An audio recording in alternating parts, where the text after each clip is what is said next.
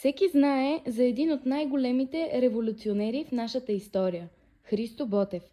От 1946 година насам се провежда ежегодния поход по пътя на Ботевата чета, възпламеняващ родолюбивия дух в нас и напомнящ ни за националните ни герои, чието дело ни е направило свободни и горди българи. А чудили ли сте се какво е да отидеш на похода? Какви са чувствата изпитани там? Какви са трудностите? Какво е да си четник и да вървиш по пътя на четниците? Да вървиш по пътя на четниците може да е емоционално преживяване.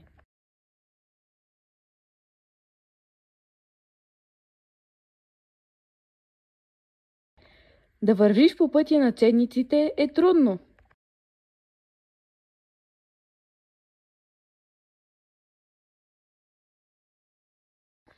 Да вървиш по пътя на четниците е да си родолюбив.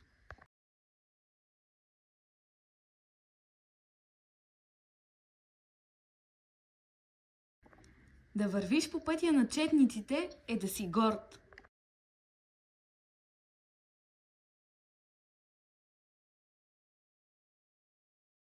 Ето и малка част от нашите преживявания и емоции. Ще викнем сега! Още рано сутринта! Още рано сутринта! На войводо сме потомци! На войводо сме потомци! И с любов му вием венци! И с любов му вием венци! За врат Ботев и България! За врат Ботев и България! Крачим към Балкана стария! Крачим към Балкана стария! Днеска Ботевата слава! Днеска Ботевата слава! Чества цялата държава! Чества цялата държава! Никола! Войводо! Никола! Войводо! Ура! Ура!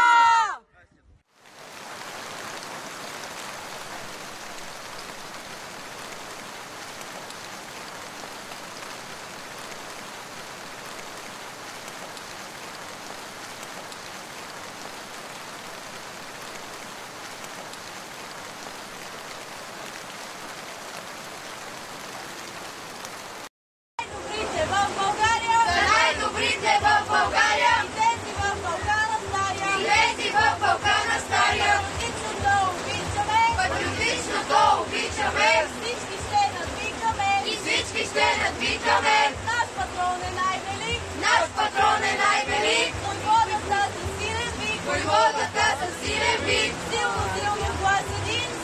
силно глас един, ще ви надпеем до един, ура да викнем лесно е,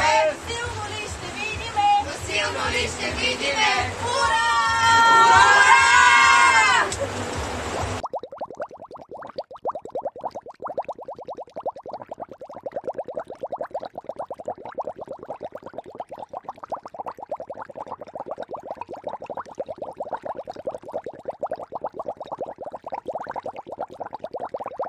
Че ще бъде само моя, ти ще ме обичаш всеки ден.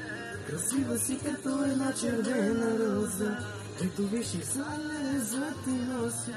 Очите ми така да ти се молят, моля да си всеки ден.